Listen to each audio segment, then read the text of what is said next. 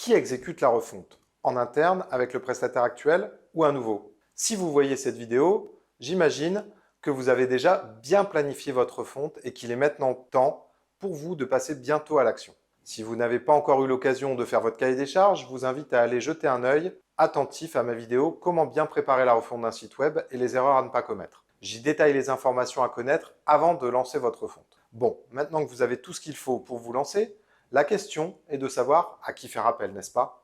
Eh bien, je compte vous répondre dans cette vidéo.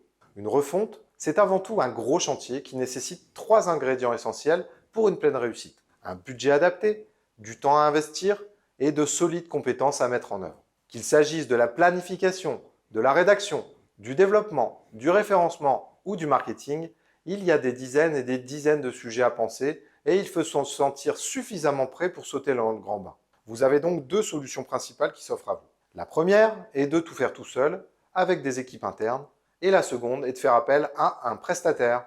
Commençons par voir la refonte en interne. Si vous avez les équipes pour, ce n'est pas spécialement un problème.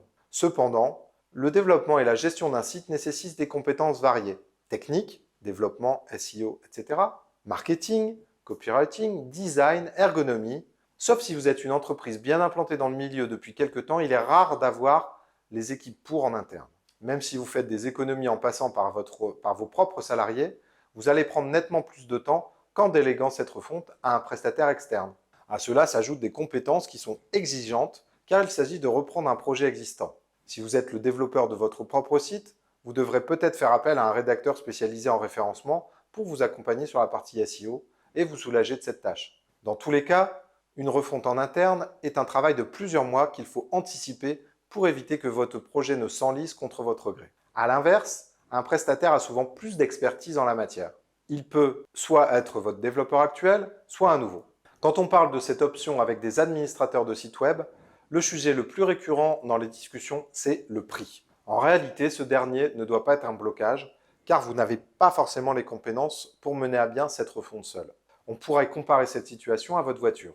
Si elle tombe en panne, vous irez chez le garagiste. C'est lui qui dispose des compétences et des pièces de rechange. Vous n'allez pas tout faire tout seul, même si c'est possible pour vous d'apprendre sur le tas. Cette dépense est justifiée car elle correspond à un besoin. La refonte de votre site, c'est pareil. Le bonus dans cette histoire, c'est que vous serez guidé de bout en bout par les agences ou les freelances qui s'occuperont de vous. Vous devrez avant toute chose répondre à des questions plutôt qu'en poser.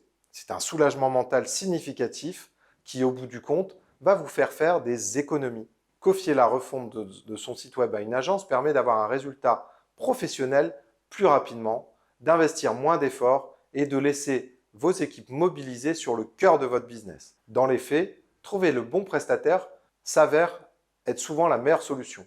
En étant seul face au projet, vous augmentez vos risques d'échec. Le mieux reste alors de confier sa refonte à un professionnel qui dispose du temps et des compétences pour répondre à votre besoin.